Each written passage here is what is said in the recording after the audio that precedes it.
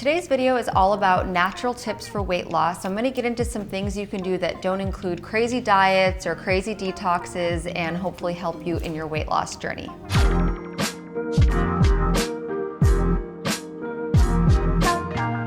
Hey guys, it's Mona, and today's video is about natural tips for weight loss. And it's kind of an interesting video because it's really thinking outside the box, and really the point of this video is to just help everyone understand how much the little things make a difference. And this is really what kind of explains when people say it's a lifestyle, it's not a diet. I know that might sound annoying to hear because I think it's a little cliche, but it really is. And when you take little tips and try to incorporate them instead of trying to do like one big thing or one big hack, it just really makes a difference. So even when it comes to weight loss, someone said the other day, which I thought was so insightful, that when people are trying to lose weight, they're always like, oh, I want to drink celery juice, or I heard that if you do like this diet, or I heard if you don't eat until 10 a.m. every day.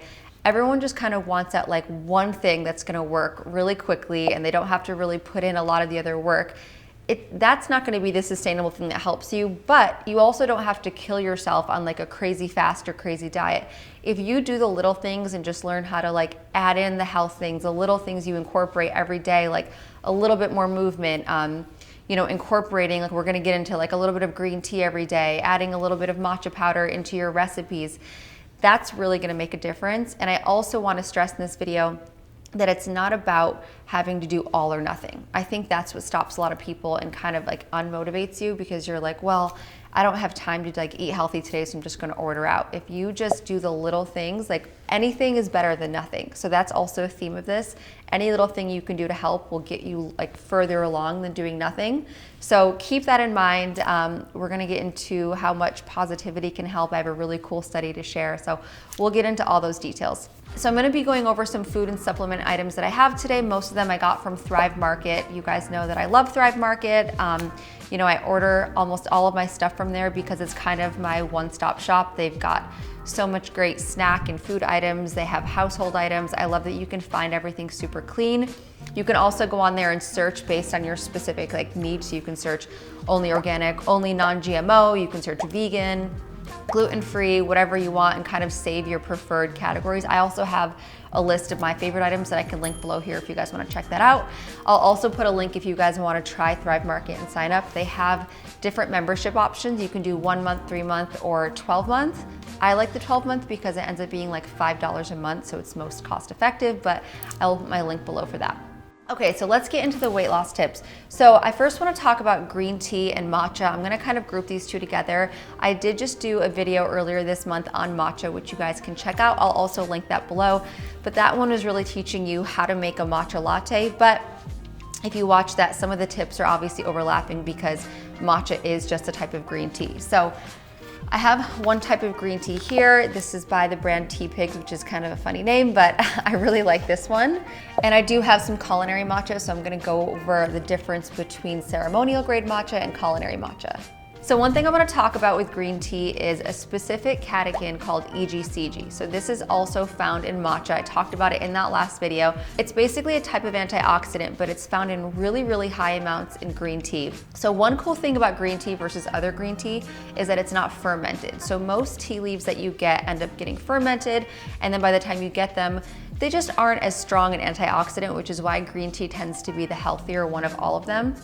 So green tea in general is really great. It has the highest amount of EGCG than almost any other food item you're going to find. And this antioxidant is great for promoting weight loss. It's been shown in different studies to help keep weight loss off. So not only actually help you get that boost, but also keep weight loss off in general. One other cool thing about green tea is that it's a natural appetite suppressant. So this could be really helpful for anyone who feels like they overeat, or if you're getting a really high amount of calories, but you still find yourself really hungry or like overeating during the day, this could be a great natural way to do that. And I really think this is so much better than taking any kind of appetite suppressant in terms of like a strong supplement or any kind of like weight loss pill.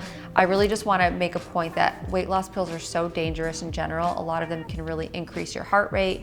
They can't be combined with so many other things. Even if they say they're herbal and natural, they can still be really dangerous. So definitely watch for those.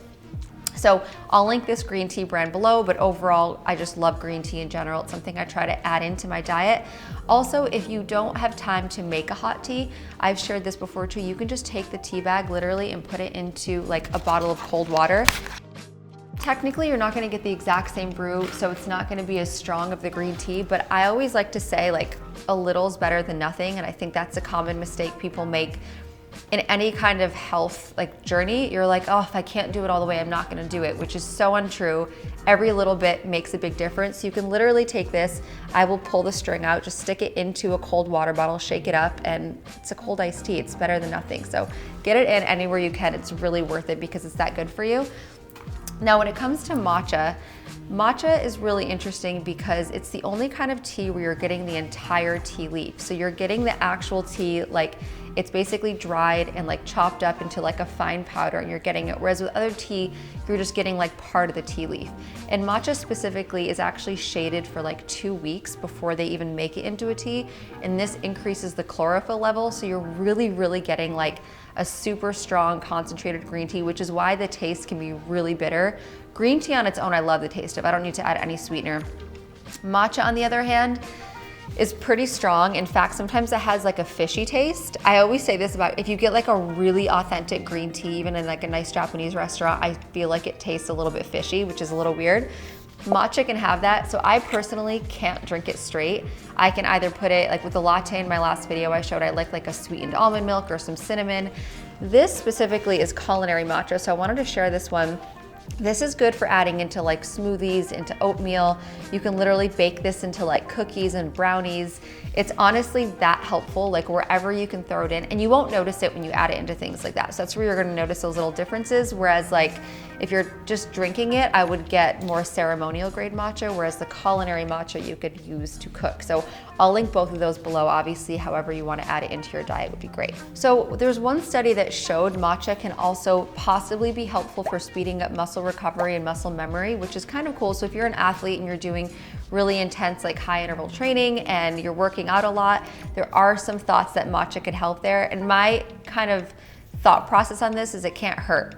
If there was like a supplement that was a little bit shady and maybe like had some negative effects and it could help, I'm like, okay, weigh the risk versus benefit, but it's already helping so many other things. If you're working out a lot, you might as well just throw it in.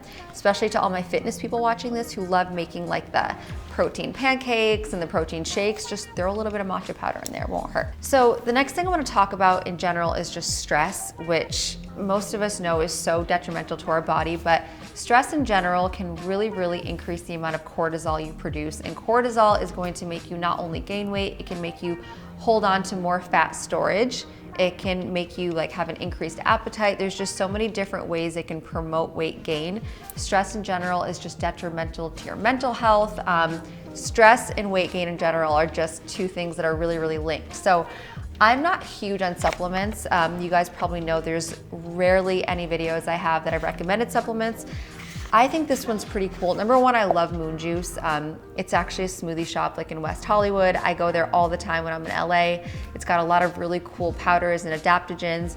So I thought this supplement was kind of cool because it's really just a blend of adaptogens and mushrooms. So if you look on the back of it, you guys can check this out below. It's got shatavari, it's got ashwagandha. Ashwagandha is one ingredient I've also talked about in a lot of my videos. I really even like it for balancing your thyroid. It's really been shown to be great for that. I even went to an Ayurvedic doctor who wanted to put me on it, but was like so insistent that I tell my other doctors that, you know, I'm taking it, especially if you're taking any other thyroid medication, because it's so strong that it can really interact. And thyroid imbalances in general can really lead to like a lot of weight gain for so many women. So one ingredient besides ashwagandha that I kind of wanted to highlight in here was rhodiola. And I'm hoping I'm saying that correctly, but I'll pop it up on the screen just in case. But rhodiola has actually been known to improve cognitive function. And this kind of brings me into another tip for weight loss that I find so important, which is just the mind-body connection. So the power of your mind is so real, and there's just so much data on this. In fact, there's one study that I recently learned about that I thought was so interesting. They took two groups of housekeepers that were both in the same building doing the same work, and in one group they told them that their 8-hour shift was basically like getting a 1-hour workout a day. And a lot of the housekeepers were excited and thought that was really cool. The other group, they didn't tell them, they just let them do their work. At the end of I can't remember if it was 1 or 3 months, the group that they told this to had lost weight, their blood pressure had gone down, some of their blood glucose had gone down, just from thinking and having this kind of positive affirmation that when you're working out, this can help. And there's so much data like this of how powerful your mind is. I mean, even a lot of trainers that you work with will tell you, that's why when you're working out, you have to really focus, know what you're working on, know what you're squeezing, imagine everything that you're doing and why it's helping you. I mean, there's so much even research on meditation where people imagine themselves healing. You really sit for 10, 15 minutes and picture your body healing. There was another study that showed they put a few people in casts and they had one group in the cast picture their muscles engaging, actually pretend they're lifting a weight, and they had a group that didn't, and the one group had more muscle mass than the other one. So just imagining and picturing it, it's crazy what can happen in your body. So having that mind muscle connection, being positive, basically being kind to yourself, and just actually imagining working out can really help. So think about that when it comes to weight loss. And if you come from more of a place of stress and anxiety and I don't look good, I have to, if it's just really all about how you look and how bad you are and what you're lacking, that's gonna make a big difference. So I wanted to share some of these studies because, like I said, sometimes it's hard to believe unless you see the hard facts. And now that you know that there are hard facts, you can kind of be more of a believer in the mind-body connection. So I shared a little about this supplement. I also want to just throw in maca in here. Maca is another adaptogen that I've talked about for years. I love this one. The cool thing about adaptogens, going back to stress, a lot of these are tied into each other. They basically just help you balance your stress hormones. So it's not so much a specific effect they have, or it's just overall your stress. So how your body reacts to stress, whether it's physical, whether it's mental. One other cool thing about maca is it's been shown to help balance estrogen levels in women. And estrogen in general can help you hold on to fat. So if you have too much estrogen, a lot of times they call this soft skinny, where you have that softer muscle where you can't really get that toned look. In fact, a lot of people in the fitness world for competitions will take estrogen blockers, which I don't recommend. I don't like going that route, but that just goes to show you when you want that harder muscle look, they don't want any estrogen. We want to keep it natural and obviously just kind of help our body heal itself and keep everything in balance. We're not trying to over manipulate. So that's kind of what maca is good for. The other benefit of maca or adaptogens, same thing in this supplement, this Moon Dew supplement, is that they give you more energy. So there's so many people that have been, if you take it every day over a 1 month, 2 month, 3 month period, just using a little bit of the supplement, they report higher energy, they're more positive mood. That in general is going to motivate you to work out. So this is what I mean when you look at it from every single aspect and don't just try to find a quick fix. The higher your mood, the more energized you are, the more positive you are. This will also make you be a little bit more mobile too. So the more sedentary you are, obviously, the more you're gonna have weight gain, the less actual physical activity you're gonna have. But if you're active and energized and up and moving, all of that little bit counts. Kind of like the example with housekeepers. They were doing the same amount of work. It wasn't like they were working out. They were just standing all day, and that still helps. So the last thing I wanted to share is just this one drink. This is a Four Sigmatic drink, and this is almost just a little bit of a hack. So these other ones were more all around holistic, but this is just kind of a little hack in terms of coffee. So I think that drinks in general are just such a contributor to weight gain. I think that if you know what you're drinking and you know what you're eating and you're happy with it, that's fine. But I think that drinks are a sneaky way to gain weight and that most people don't know. So even in your coffee, you're it's just a little bit of cream. It's just a little bit of sugar, but maybe you have 2 of those a day and maybe it's every single day. You'd be surprised how that stuff adds up. So whenever I can find a little flavored coffee or something that makes me have to use less sweetener, I love it. This is a little mushroom latte mix. So you don't have to add any milk to it. You don't have to add any sweetener to it. It has organic instant coffee, coconut milk powder. It's also got all the healing mushrooms in it, which I love. And it adds a little bit of stevia. So the sugar is 0, it's 2 grams of fat, 1 gram of protein, 2 grams of carb. It's nothing. And it's easy, you can bring it to work with you. I've always liked using coffee and tea as almost like a dessert. Sometimes after I have a meal, I like to have it, and it kind of gives me a palate change. But these just give you a little bit of sweetener too, so you can just throw it into a hot water and you're good to go. Okay, I hope you guys enjoyed this video. I really hope you take some of these tips into account. I promise you, these are what make a huge difference. And for me personally, what really took my health to the next level. I've kind of done it all and experienced it all.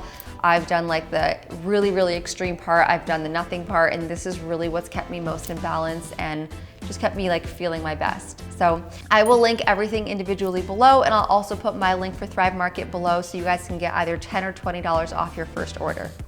So I hope you guys enjoyed this video. Leave any questions below. Please like, comment, and subscribe, and I'll see you next time.